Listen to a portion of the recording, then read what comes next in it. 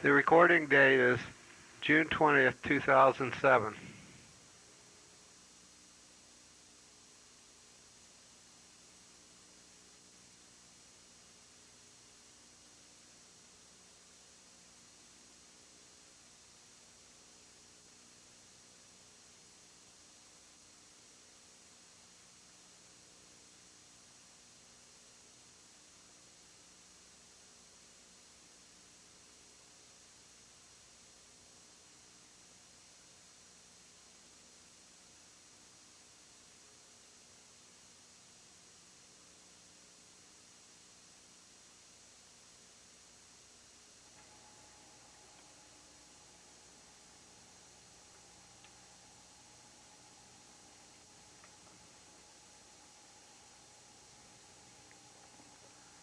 The CPI report, Child Protection in Iowa, brought to you by Vocal, Victims of Child Abuse Laws. You can watch our program on Mediacom Channel 15 on Sunday afternoon at 1 o'clock. Again, it's repeated Wednesday evening at 9:30. You can email us at vocaliowa@mchsi.com. For parents out there that are having trouble with the DHS, loss of your children, and abuse reports written against you, we're here to give you some thoughts that we've gained over 20 years. My number is 515-276-3956, and John's number is 515-282-2672. My name is Don Burgmaier, and with me at the controls is my co-host, John Harvey, and I want to say welcome to the CPI report.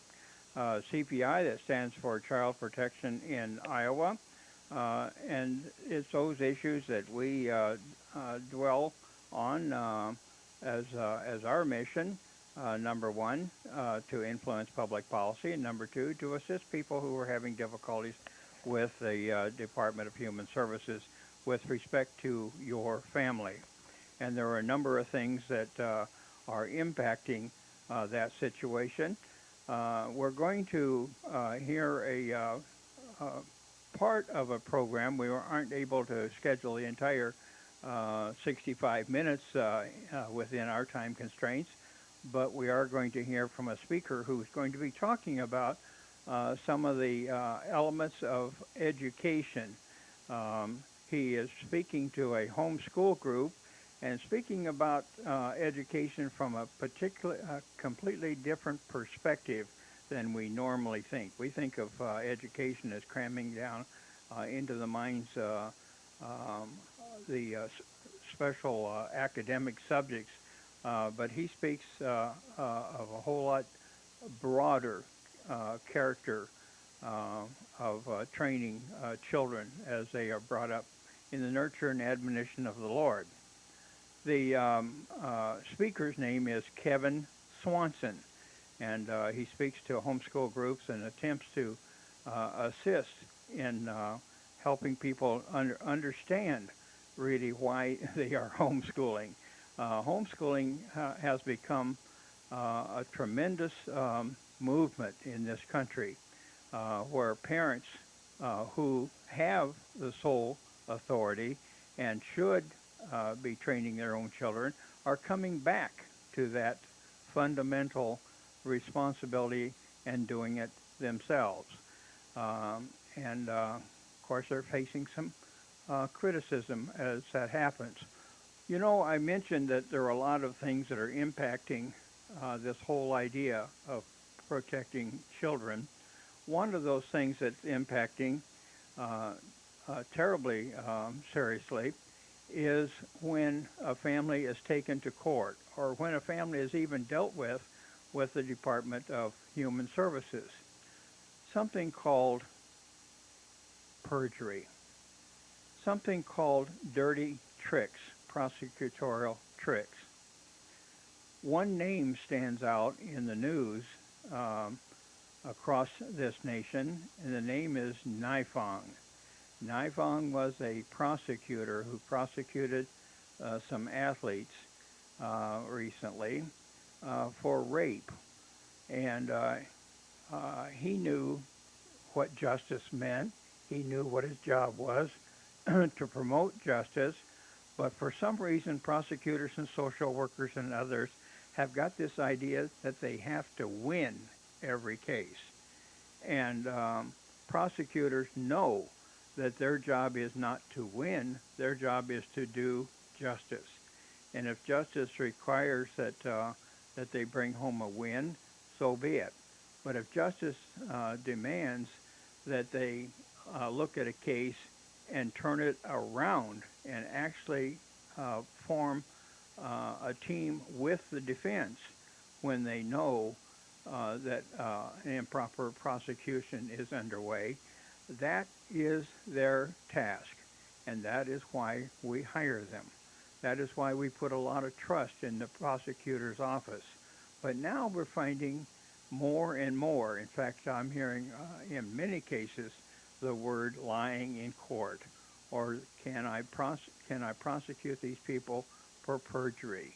And I have been somewhat lax in promoting that whole idea of prosecuting perjury because of the fact, or encouraging parents to push for prosecution of perjury, because it is so common now and it is overlooked by the authorities. It really isn't necessary anymore to tell the truth. I'm going to ask Don to read just a very brief story from Independence, Iowa. He read a more complete story last time with respect to a perjury charge against Buchanan, social worker. But this time he'll give just a brief overview of what happened in Independence, Iowa, when a social worker decided to lie. And this is so common, I'm surprised that they haven't stepped in on these cases. And I think there will come a time when the Nifong revolution will come upon us, when we begin to realize that our public servants, when they step in the courtroom, had better tell the truth. When our social workers go into the courtroom, they'd better tell the truth. Nifong, all he did was lose his job because not only lying in court, but doing a lot of other devious activities, which would bring a win to him, but would beat up on what we think of as justice. Don, would you read that very brief summary? This is on the homeschool conference. No, this is this one right here. Oh, that gets even briefer, John. That's what I was talking about. Social worker charged with perjury. Yeah. Independence, Iowa. A Buchanan County social worker was charged last week with 3 counts of perjury for allegedly filing false child welfare reports to the court. Marie Muller, 39, of Cedar Falls, filed 3 reports between August 27th, 2004 and October 7th. John?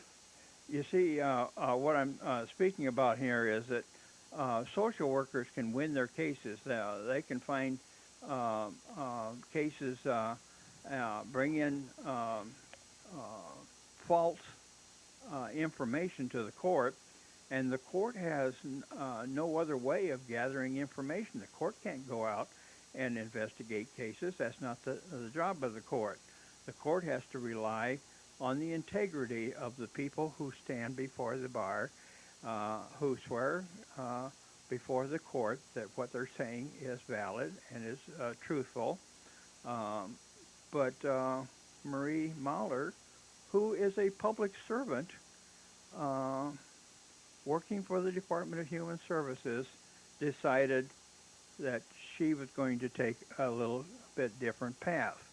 And I have a mother that is interested in telling a little more about that story because she is from Buchanan County, and we're hoping that when she reveals that story, she'll do it in front of our cameras so that you can have some idea. By the way, this social worker story that Don just read doesn't appear in the Des Moines Register. It appeared only in the Waterloo Courier. Isn't it strange that they're able to keep that kind of information under wraps? And the Department of Human Services says, well, it really isn't our fault, that these terrible things happen to families because the judge makes the decision.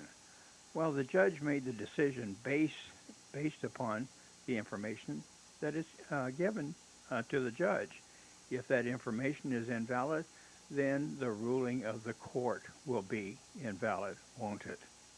Well, we read, Don, I think it was in October of 2006, of a prosecution taking place in Pennsylvania, where they found out that an organization was coming before the court and lying before the court.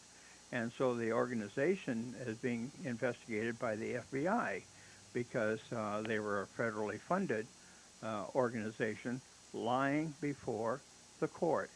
Not a good idea to lie before the court. You also had an unrelated comment you wanted to make about someone else who's doing some lying, and that is somebody who would like to promote a 1-cent increase in sales tax to promote all kinds of events around central Iowa. Don? There's going to be a time for you to go in to vote on July 10th, and I encourage you to do that. There's going to be very few people turn out to vote, and that's the reason why they pick that date, because they know you're not going to go out and vote. And so the people that do vote, it's going to be an automatic yes. They want you to vote yes if you do go out and vote. This paper here says vote no July 10th. Why vote no? This lowers my property tax. Let me read the paragraph that goes with it. Several companies around town have donated over $300,000 to try and raise your sales tax to pay for their property taxes. It was sold as a property tax reduction, and people around town are actually buying it. People don't believe the hype. Vote no. We are here to educate people on what is really going on. A 17% sales tax increase. This measure will increase your taxes. If you want more taxes, either don't go to the poll or go and vote yes if you want your taxes raised. This regressive tax hurts lower income families more. Why is this a 17% tax when they only talk about 1%? The total sales tax increase you pay would go from 6%. Yes, we're paying 6 now. It started out as 1 cent, didn't it, John? 2%. 2 cents. 2%. That was a temporary tax back in Depression days. Would go from 6% to 7%. If you don't do anything, or if you go and vote yes, it'll raise to 7%, according to what they tell you. This increase is represented mathematically by stating an increase of 16.67%. Anybody can round off a little bit? You just call it 17%, John. Okay. That you're going to vote yes for. So the or vote no if you don't want to pay the extra percent. Okay. Yeah, it's a harebrained scheme, but they'll come back time after time after time with their perverted stories about how good this will be for others. And we've seen this happen before, and we've seen the lack of success of these things. So we're going to call on Don in just a moment to talk a little bit about what Kevin Swanson uh, is raising in his talk that we're going to present in just a little bit.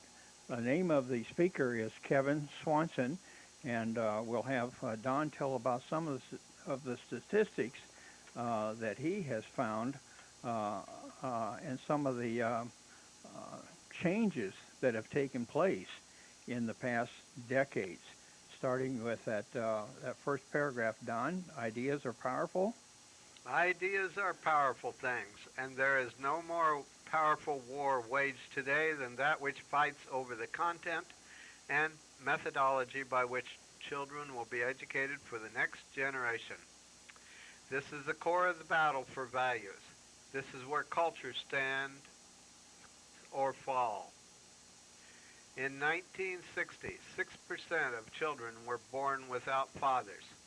In 2006, 37% of children were born without fathers. In 1900, the average American non-immigrant had 4.0 children. In 2000, the average American non-immigrant has 1.7 children. In 1880, there was no lesbian activity in the Laura Ingalls Wilder one-room schoolhouse. In 2006, reports of lesbian activity is common in American high schools. And 70% of educated people under 35 years of age endorse homosexual marriage. In 2020, 95% of children were born without fathers. I think that's a misprint, isn't it, John? It could be. And it goes on. Let's see. In 2020, most public high schools included, that'd be,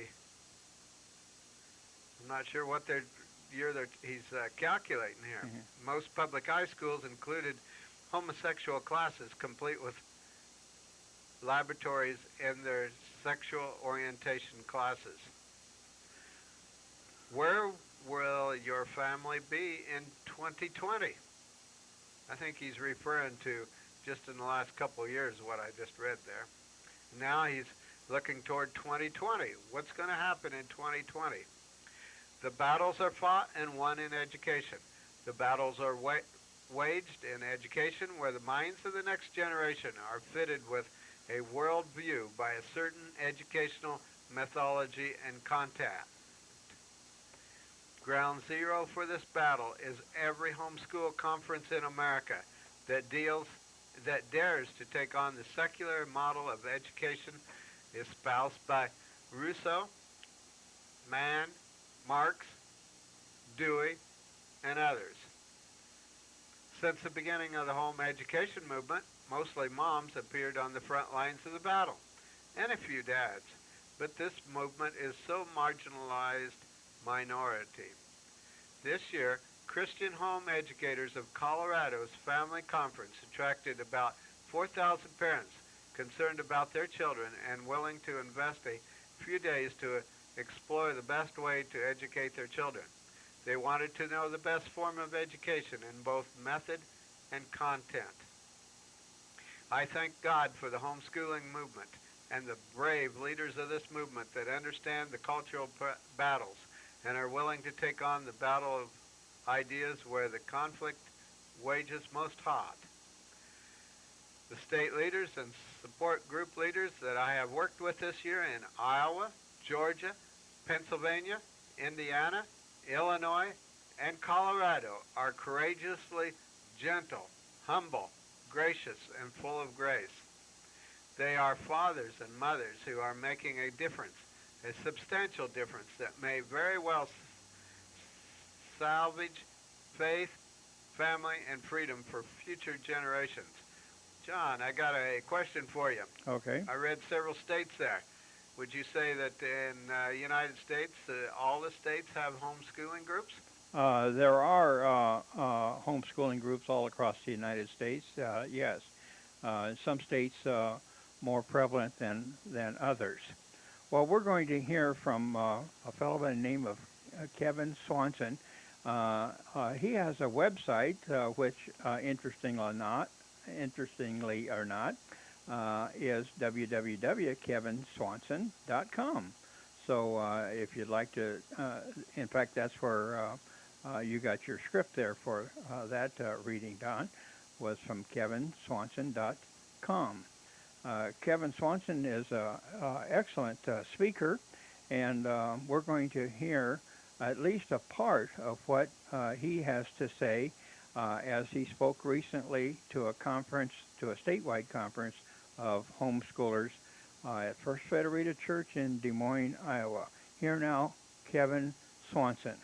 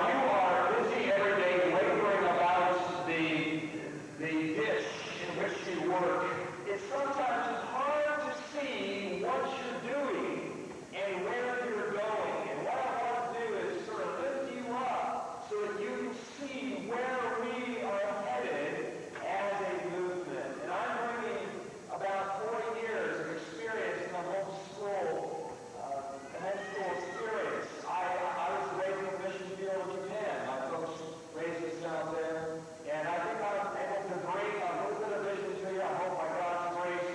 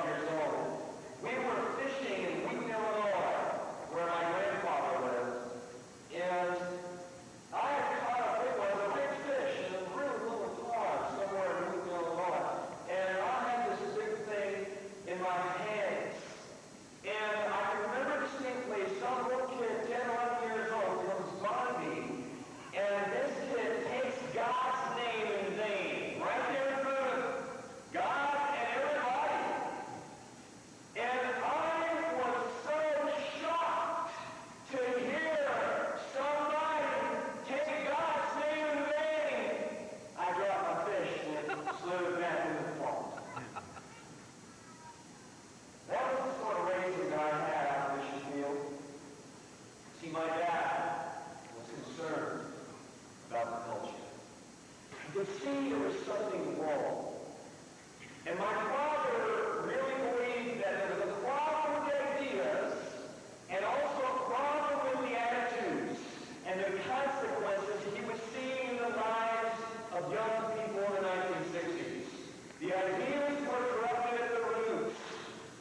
Schools were increasingly teaching and preaching evolution, which denied God as the origin, God as the source. And that concerned my father greatly. He went on and wrote one of the very first books in Japanese on the creation and evolution issue. But my father was concerned about what was happening. Now, fast forward, you find today serious things happening everywhere. You know, back in the 1880s, Glory Goes Louder didn't have a single arrest in running a school that first year. Did you know that? But a school in Colorado Springs, the police officer that patrols those schools tells me that they make an arrest today in Colorado Springs high schools. An arrest today. Back in 1885, Glory Goes Louder didn't have problems with lesbians doing their thing in her school. But we have reports about Chekhov's in Colorado that high schools see this sort of activity all the time in the halls of the schools in that area. So you see, we've seen significant changes, folks, in the culture today. Back in the 1950s, the top 40 numbers were Nat King Cole singing the Lazy Hazy Crazy Days of Summer. But let's fast forward to that, we've got Eminem singing Rape Rap on the top 40 charts today. Our culture has changed dramatically. Dramatically. Our culture today is hard-edged, vicious, chaotic, purposeless, and infatuated with sex and death. That's pretty much where we've been. Now, I want you to think about what my father did in the 1960s. Did my father do the right thing? Did he make the right choice in the 1960s?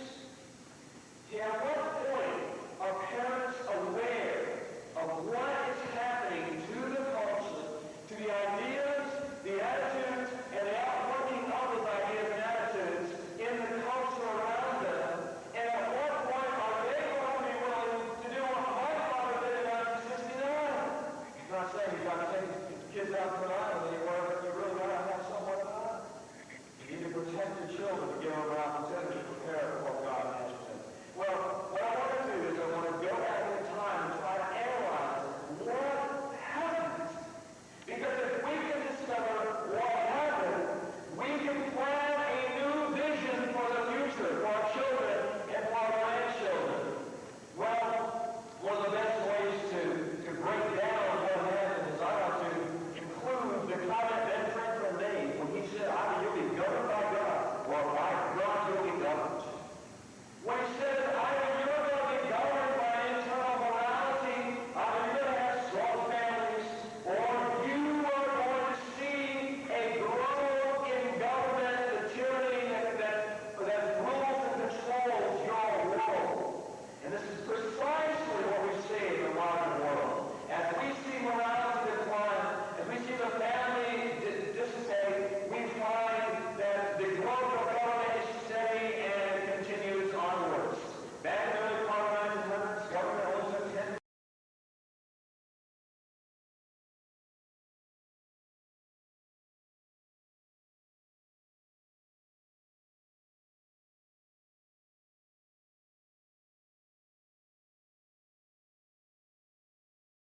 Of the TNI. Today, that's the gross national income. Today, governments at all levels, federal, state, and local levels, take a full 45% of the people's income.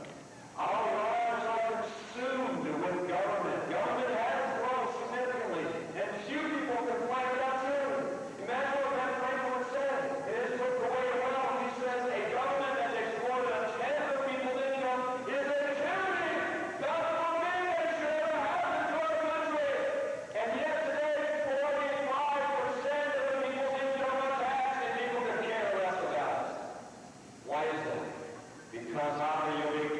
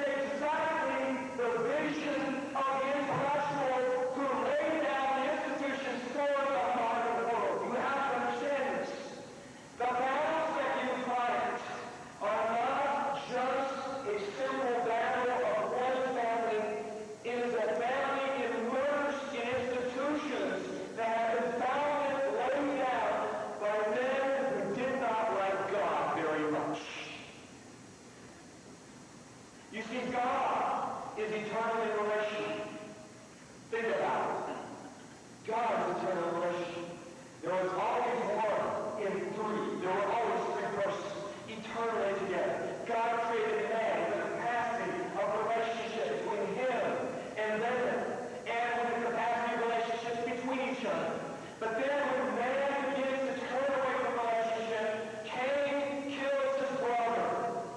And as he kills his brother, the first thing he does is he goes out and he builds a city. The Bible calls him a vagabond, lost and lonely.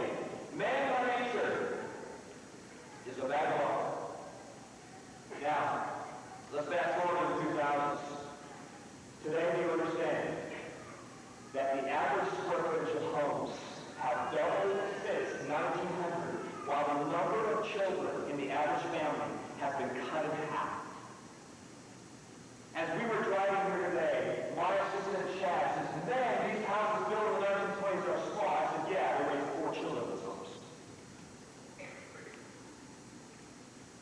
Now we're raising 2 children in homes that are twice the size. Wow. It wasn't just the Industrial Revolution, guys, that turned our hearts away. It was our hearts themselves that were drawn more to materialism, more to economics. It was always a Marxist concept of what is value of life. Everything in life is reduced to the economic in the socialist construct. So what is the value to the average American? I'm not trying to condemn anybody here. God gives you different numbers of children depending on what he wants to give you. That's fine. God is sovereign, what he says. And God bless you for however he's blessed you. It's wonderful. But the point is that people are turned away from what God says is a blessing, and they turn to other things which Karl Marx has said is a blessing. They've ignored the Bible by a naturalistic, materialistic view of things than what God says is important. Yes, the Industrial Revolution did some things. But I'm not blaming the Industrial Revolution. I'm saying it was the hearts of men that turned away from what God says is of value and of purpose and is life-giving. And we, our hearts, have turned astray to what Karl Marx and Jean-Jacques Rousseau and Plato said was important. My challenge to you today is we've got to go back to what God says is important. Let's establish our ethics. That is our values, what is good and what is bad, and what is right and what is wrong, by the Word of God, and not by what Karl Marx and Jean-Jacques Rousseau did. God never abandoned 5 of his own children except for brokenness. I assume God is better than Jean-Jacques Rousseau. I assume that God is wiser than Jean-Jacques Rousseau. And why is it that people have turned away from God's Word as directing what is good and what is right in life? I think it's because we have turned to our own way and we have sought the lost and lonely lifestyle. Well, I already said that man is lonely. Now we establish how man lost himself in the modern age. Let's back all the way up to the Renaissance, because the first indication of humanism came right into the Renaissance in the 1300s. Michelangelo would carve out a statue of a man who was chipping himself out of the rock. You've seen it, I'm sure. Now, here's the problem. For 200 to 300 years, there was an optimism among humanists to think that man could define himself, that man could ultimately, by his own mind, determine what is right, what is true. So man optimistically said it's possible. Then, by the 1800s, by the time we get to the men like David Hume and the rest of existentialists of the modern age, man came to the recognition that he could not chip himself out of the rock because he didn't have hands yet.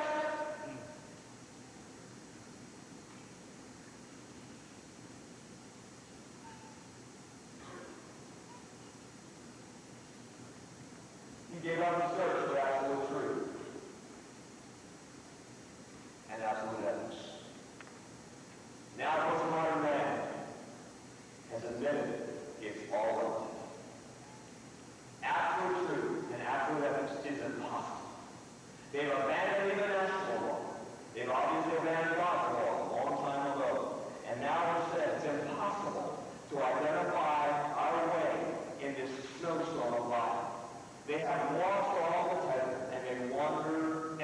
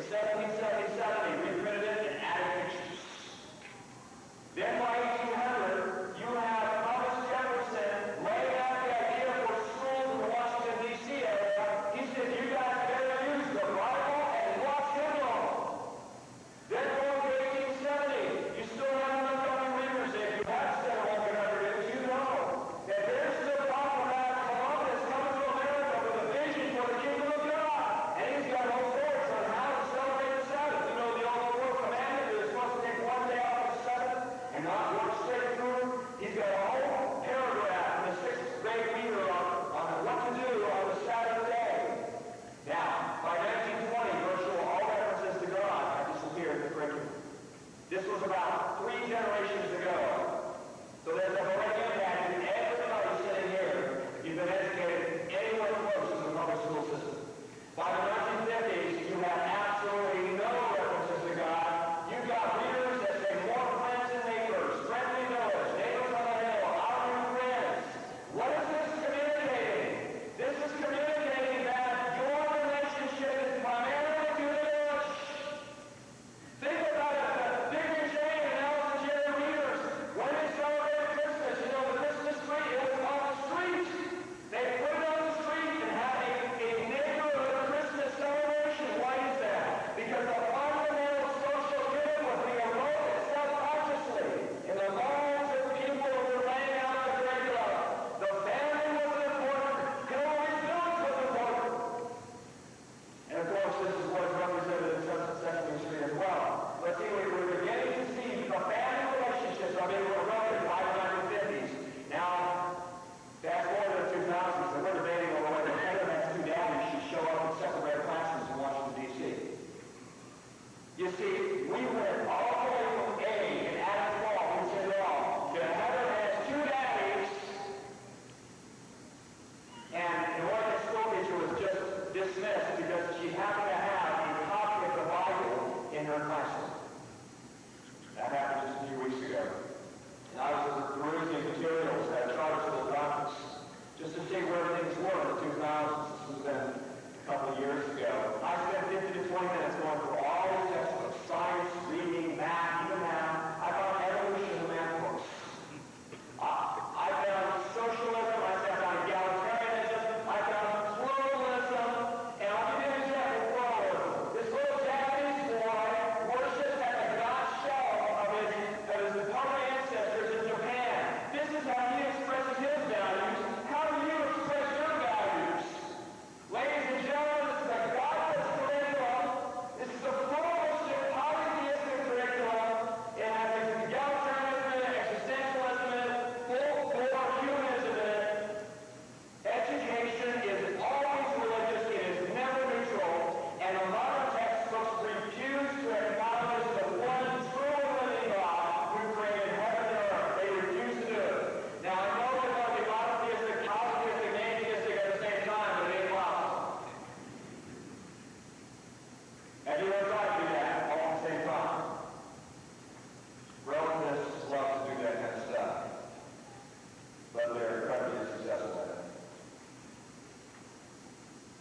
What do we have? A world that has moved away from relationships and truth. We have a world of the vagabond, lost and lonely. All of us. Why? Because we grew up. Because we inherited a generation. We have the enmity of the city. And by the way, people are increasingly moving out of small cities, out of small churches, and moving into anonymous relationships with the modern city. Much like what Cain built so many years ago. They have short-term, very transient relationships with one another. You see, it's all the fault of the revolution. We have to move for our corporate jobs constantly. No, it's the hearts of men that drive the whole thing. That's it. Men don't have long-term relationships much anymore. And of course, the most fundamental relationship of all, family, is breaking down. We have a loss of truth and love institutionally. We have no truth for 200 years. Man thought he could find truth. Now, he's given up the search. We have no real love, just bureaucratic welfare programs, orphanages. Because men like John Jacques Rousseau removed the arena in which love would operate. Churches, families, communities, based on God's concept of relationship. So we've lost these things and we're wandering now. I want you to come back to 1969. In 1969, one man is faced with a very important verse. Deuteronomy 6:7. God's word comes to a lost and lonely age with those incredible words that are the perfect application to the age we live in today. You shall teach your children as you sit in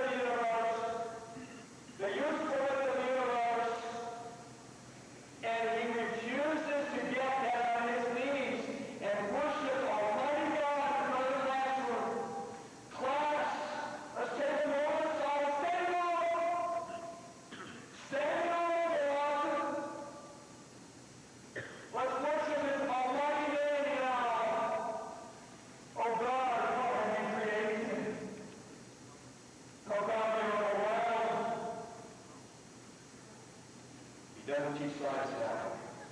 It's not to teach science. Not to teach science. Did you ever teach science without the fear of God? This is the beginning of wisdom. And when men deny that God was behind it all, and when they present science for generations without God, without the fear of God, the worship of God, our fear for science, we will destroy it. The pride of men, I mean, right now, is destroying science.